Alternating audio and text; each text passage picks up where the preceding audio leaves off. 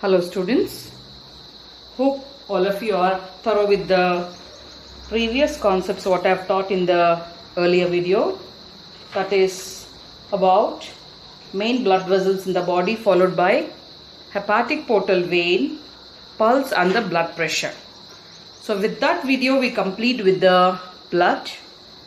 Now we are yet to learn two more fluids in our body such as tissue fluid followed by lymph. Probably we have learned about these two fluids in the first chapter of fluids in our body. Now let us continue to learn these two fluids in detail.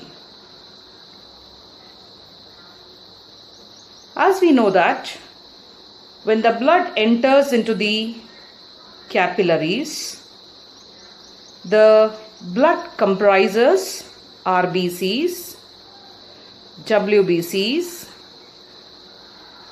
platelets,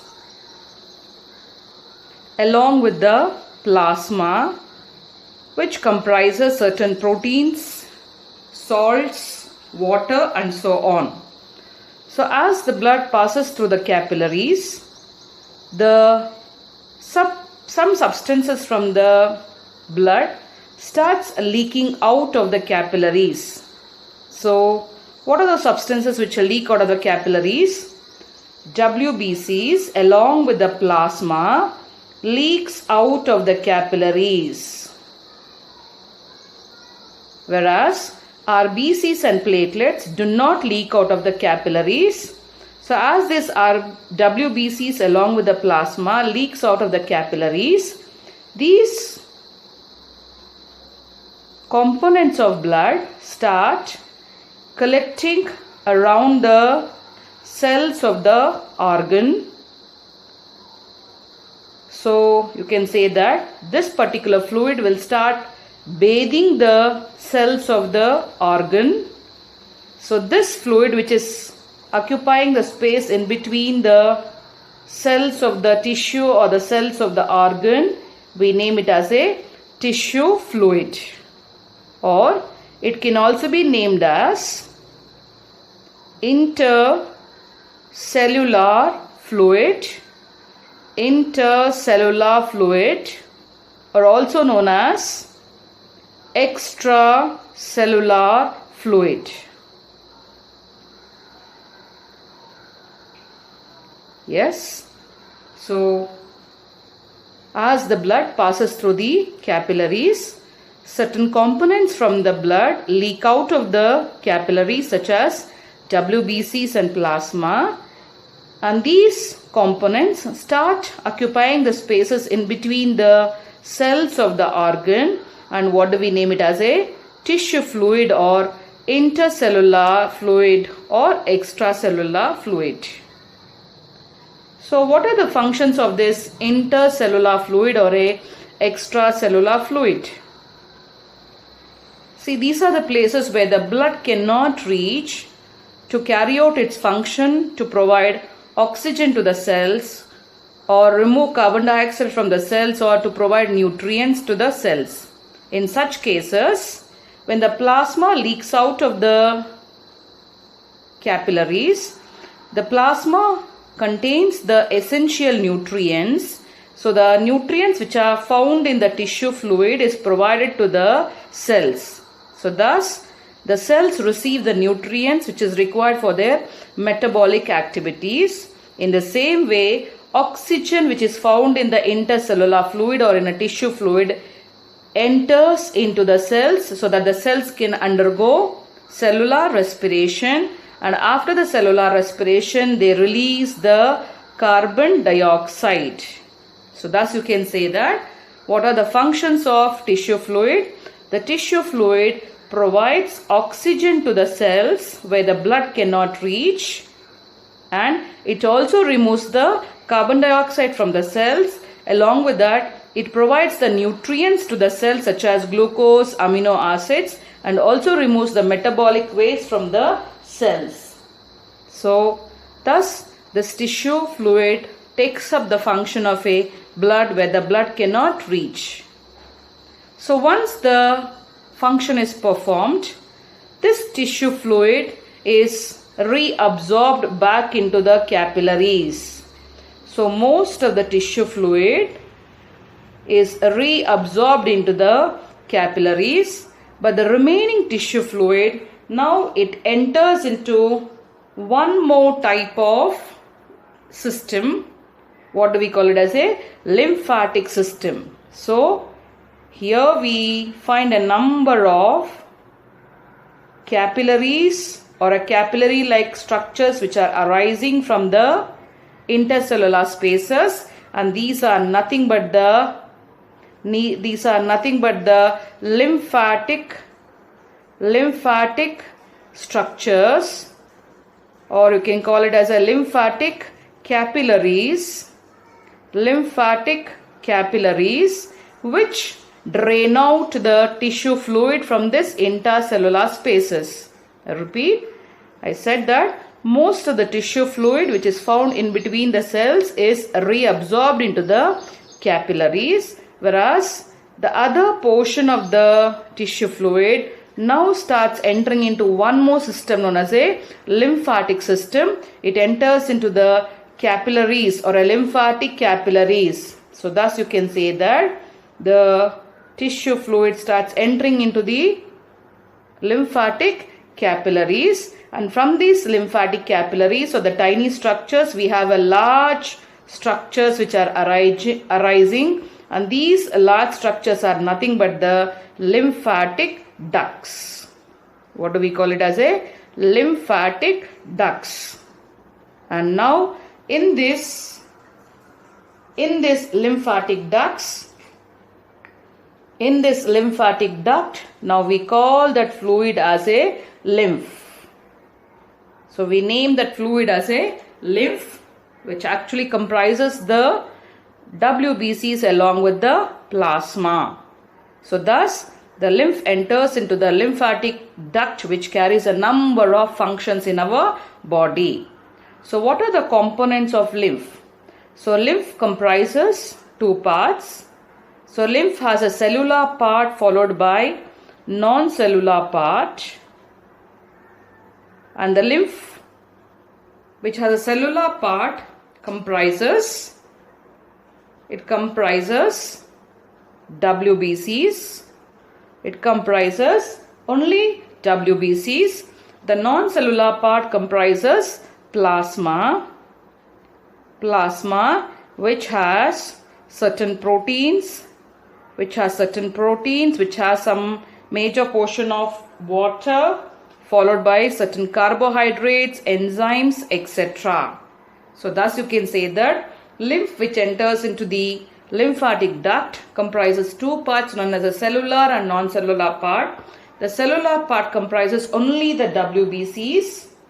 Now what do we call mostly these WBCs? As lymphocytes. So we find mostly the lymphocytes in the cellular part, and the non-cellular part comprises plasma, which contains major portion of water followed by certain proteins, carbohydrates and enzymes.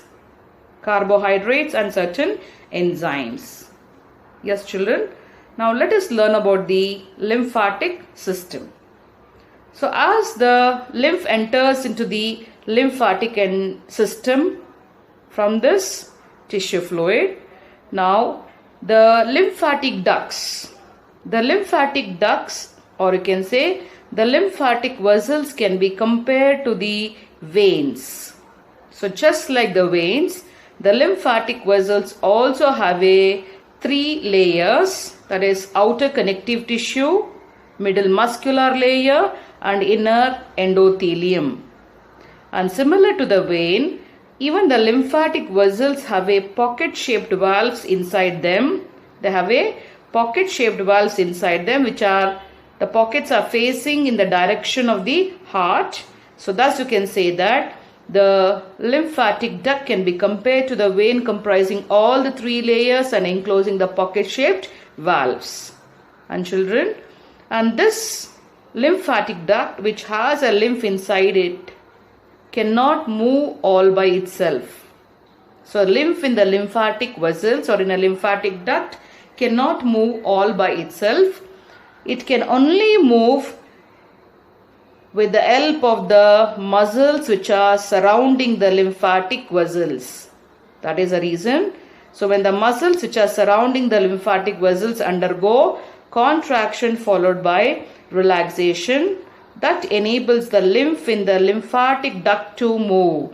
That is the reason one should have a good exercise regularly, or one should have a good walking regularly, which enables the lymph in the lymphatic duct to move to all the parts of the body to carry out its function. Yes, children. Now let us learn about the lymphatic system. So whatever I have shown with the yellow color is the lymphatic ducts which are scattered throughout our body. So definitely at the end of the capillaries or from the tissue fluid, we have all these lymphatic ducts or the capillaries which are collecting the tissue fluid from different parts of the body. So you can find that the lymph which is collected in the lymphatic duct,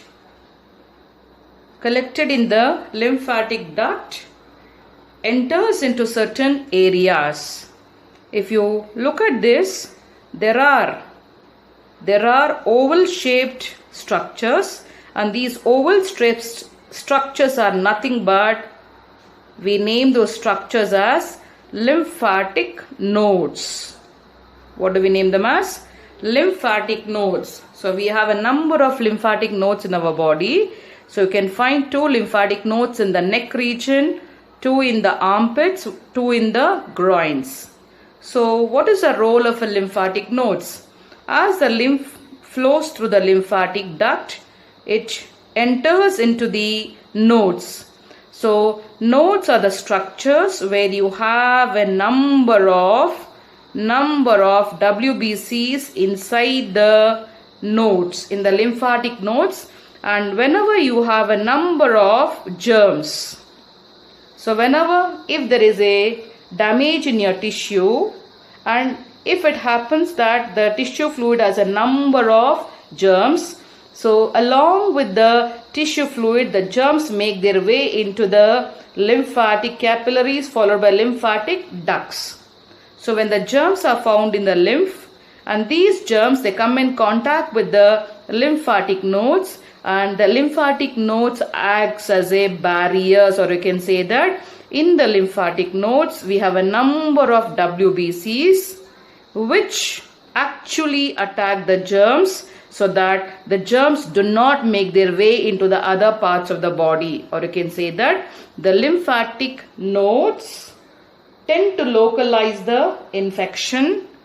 They do not allow the germs to spread to different parts of the body. So thus you can say that one of the major function of a lymphatic system is to protect our body from the germs. So once the germs are destroyed, again the lymph enters to the other parts of the body, and finally the lymph which is collected from all the parts of the body is poured into the veins. It is poured into the veins. Here you can find this is the inferior vena cava, and here you can find the superior vena cava. So there are certain veins in our body, and these veins are known as a subclavian veins. We name them as a subclavian veins. So the entire lymph from different parts of the body, that is from the right and left side of the body, is poured into the subclavian veins which open into superior vena cava. So thus you can say that though the lymph is circulated throughout the body, finally the lymph is poured back into the veins which are opening into the right auricle. So thus you can say that the lymph finally is poured back into the bloodstream, and then again the blood starts transporting the blood to all the parts of the body. So thus these 2 subclavian veins collect the lymph which pour the lymph back into the heart, that is into the right auricle of the heart. So thus we have this lymphatic system, which is transporting lymph throughout the body. Yes, children. Now let us learn about the functions of lymph. What are the functions of lymph? The lymph provides nutrition to the cells where the blood cannot reach. So just like the tissue fluid, even the lymph provides glucose and amino acids to the cells where the blood cannot reach. So thus it provides glucose followed by amino acids. Along with that, even the lymph comprises a number of lymphocytes. It comprises number of lymphocytes which acts as a defensive mechanism. To fight against the germs. So thus you can say that lymph helps in providing the defense against the germs which enter into our body. So you can say that they act as a barriers, or you can say they try to attack the germs locally, thus preventing the spreading of germs to all the parts of the body. Along with that, even the lymphatic vessels help in the absorption of fatty acids. Absorption of fatty acids or glycerol. Yes, children, let us recall. I think in the 9th standard we have learnt about the digestive system in man. If you remember, in the small intestine we find the villas made up of single layer of squamous epithelial cells which encloses the capillaries. So after the complete digestion of food in the small intestine, the simple form of food such as glucose and amino acids are directly absorbed into the capillaries. Whereas we find the fatty acids and glycerol, which are also a simple form of fats, which are not absorbed into the capillaries, rather they are absorbed into the lymphatic vessel. So within each villus we find one of the lymphatic vessel, and the lymphatic vessel is known as a lacteal, and this lacteal helps in the absorption of fatty acids and glycerol. So what is the next function of the lymph? Again, the lymph helps in draining out the drainage. It helps in the drainage. What do you mean by that? It helps in draining out the excess of tissue fluid from the intercellular spaces of these cells in the organ. So when it drains out that extracellular fluid or a tissue fluid, it also removes some of the important proteins which are found in the tissue fluid, so which is carried to all the other parts of the body. So I repeat, children, so thus the lymph helps in draining out of excess of this tissue fluid, which comprises a number of useful proteins which is carried to all the parts of the body. Yes, children. So in this diagram you can find the small intestine, and from the small intestine we find a number of lacteal which are collecting the fats and carrying to all the parts of the body, which is one of the function of lymph. Along with that, we have one more lymphatic organ. So what is the lymphatic organ? So here you can find one of the lymphatic organ known as a spleen. So which is a part of the lymphatic system. So what is the location of the spleen?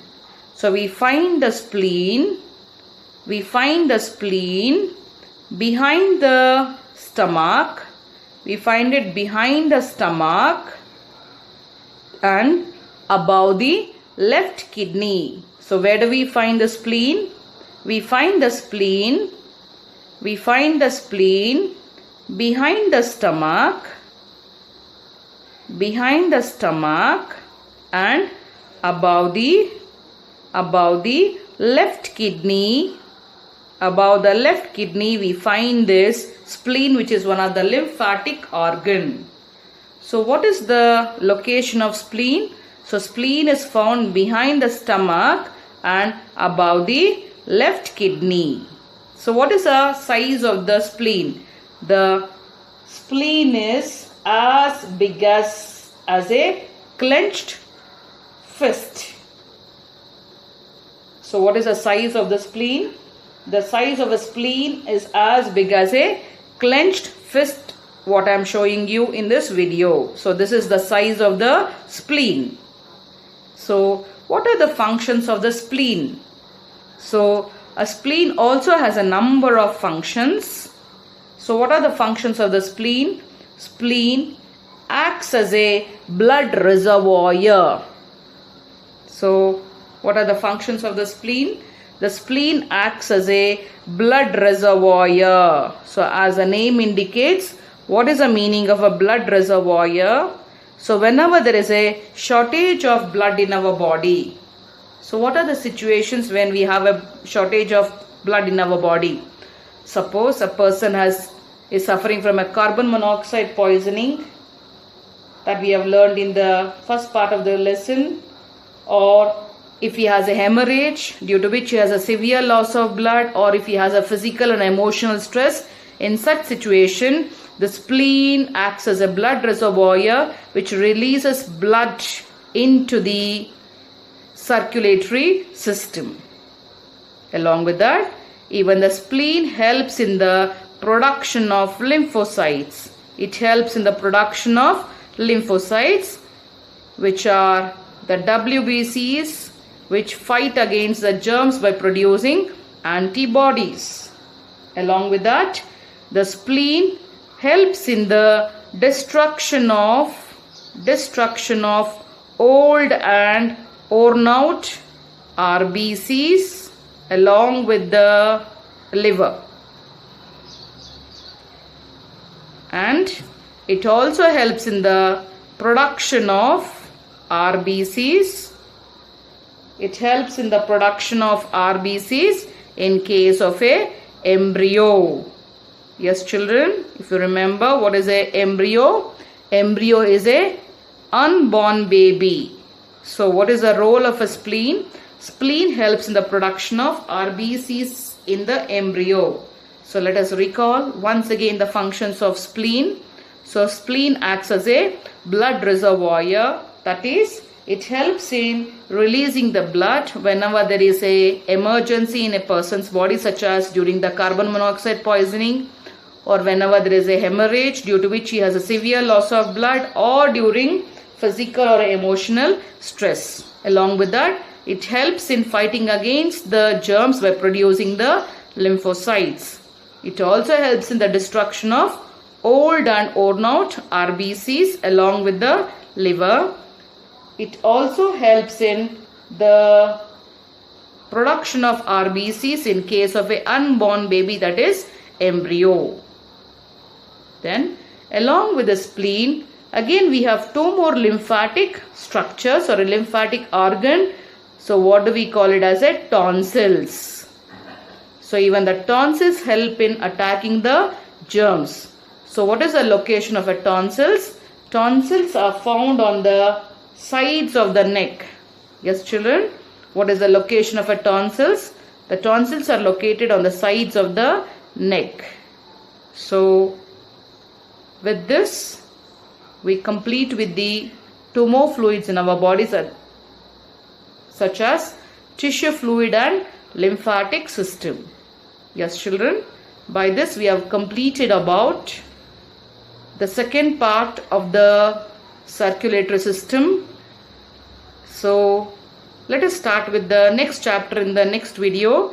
Before you could learn the next concept, I expect you to learn all these concepts clearly.